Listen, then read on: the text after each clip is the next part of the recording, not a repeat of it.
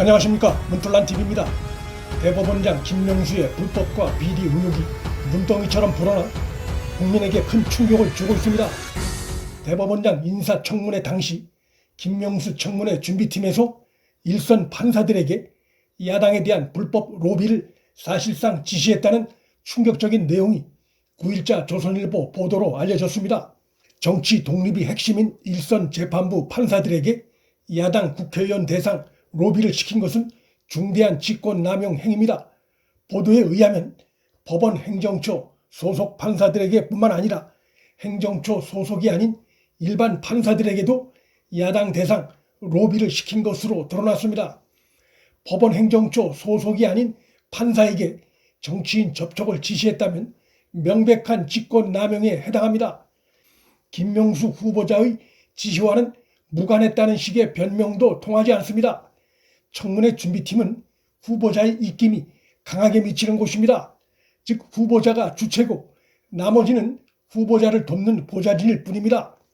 더욱이 청문회 준비팀 4명 중에 3명이 김명수가 회장을 지낸 우리법연구회 국제인권법연구회 출신들입니다.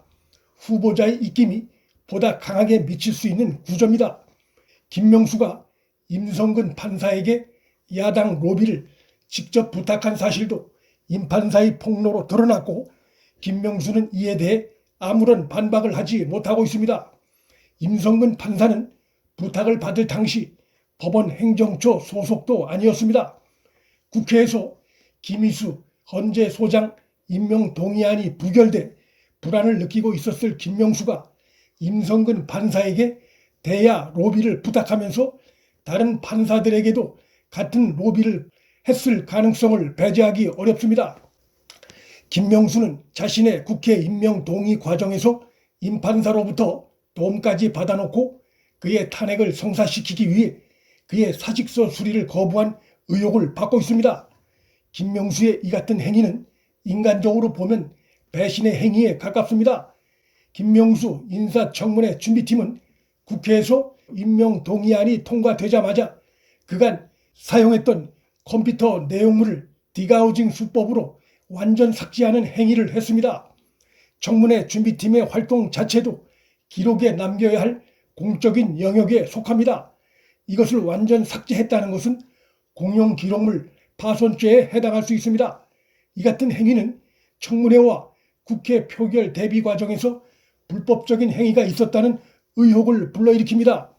이러한 삭제 행위 역시 준비팀이 후보자 중심으로 돌아가는 구조란 점에서 김명수의 지시하에 적어도 김명수의 인식하에 이루어졌을 가능성이 매우 높습니다. 대법원장 청문 준비팀의 자료를 완전 삭제한 것은 김명수 준비팀의 경우가 처음인 것으로 알려졌습니다. 삭제 방식도 매우 수상합니다. 디가우징 방법을 동원해 복구가 불가능할 정도로 자료를 삭제했는데 문제가 없는 정상적인 활동이었다면 이런 방식을 동원해 의심을 살 이유가 없습니다. 디가우징 방법을 동원했다는 것은 준비팀의 활동에 불법성이 있었음을 의심케 하는 주요한 정황 증거에 해당합니다.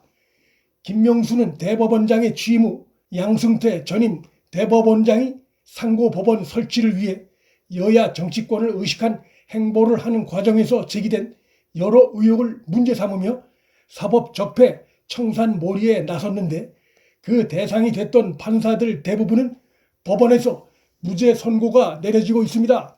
오히려 김명수의 적나라한 여권 편향적인 눈치보기 행태가 임 판사가 공개한 녹취록에 의해 심각하게 불거져 자기 자신이 사퇴 압력을 받고 있는 상태입니다.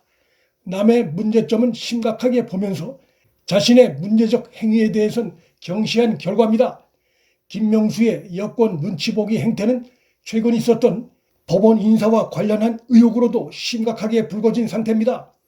법원 인사는 2년마다 재판부가 바뀌고 3년 근무하면 다른 법원으로 전보되는 것이 오래된 관례입니다. 관례는 깨질 수 있지만 그것이 정권 편향적으로 이루어졌다면 사법부 독립을 침해한 인사농단이 될 수 있습니다. 정경심에 대해 유죄를 선고한 1심 판사 2명은 그들의 잔류 희망에도 전보 조치됐고 2심 재판부엔 김명수 대법원의 첫 법원행정처 기조실장 출신 부장판사가 배치됐습니다. 누가 봐도 그 저희를 의심받을 수밖에 없는 상황입니다. 울산 선고 공작 사건과 조국의 입시 비리, 최강욱 사건, 그리고 유재수 감찰 무마 사건 재판을 맡고 있는 부장판사 김미리는 3년 근무했지만 유임 인사가 났습니다. 김미리 판사는 우리법 연구회 출신으로 김명수가 믿는 인물일 것입니다.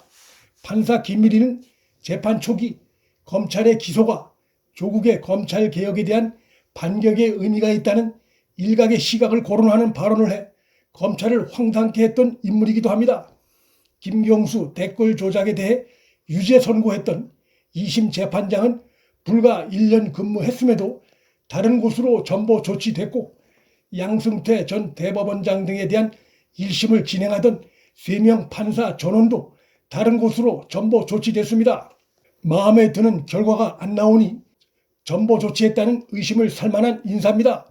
이로써 여권 관련 피고인에게 유죄를 선고했거나 사법농단에 무죄를 선고한 판사들은 3년이 채 안 됐어도, 또 본인의 잔류 희망이 있어도 다른 곳으로 교체되고, 인권법 연구회 소속 등 친여 성향 판사들은 3년이 지나도 판사들이 선호하는 서울중앙지법에 계속 유임되는 인사 조치가 이루어진 것입니다. 이로 인해 법원 내부에서 인사 원칙이 무너졌다는 일선 판사들의 목소리가 커지고 있습니다. 인사 공정성의 문제는 법관들에게도 직접 이해관계가 있는 민감한 문제로, 김명수의 이 같은 정권 편향적인 인사는 결국 자기 자신에게 타격을 주는 행위가 될 가능성이 높습니다. 대법원장 김명수는 임성근 부장판사 탄핵 관련한 여권과의 거래 의혹이 불거진 데 이어 인사청문회 당시 일선 판사들을 야당에 대한 불법적인 로비에 동원한 의혹, 그리고 판결이 마음에 안 드는 판사들을 겨냥한 보복성 인사를 한 의혹까지 3종 세트 의혹이 드러난 상태입니다. 또 어떤 문제점이 앞으로 드러날지 알 수 없습니다. 문재인 정권은 박근혜 정부와의 양승태 전 대법원장의 반대편에 있는 인물로 김명수를 내세웠습니다. 그러나 이제 김명수 관련해 정치로 오염된 사법행정의 문제점들이 밖으로 터져나오면서 현 정권에 치명타를 가하고 있는 상황입니다.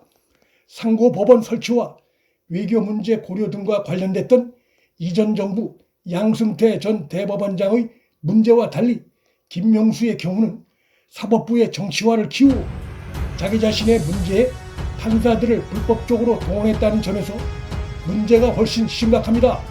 문정권의 남은 임기와 다가올 선거에 김명수 리스크가 짙게 깔렸습니다.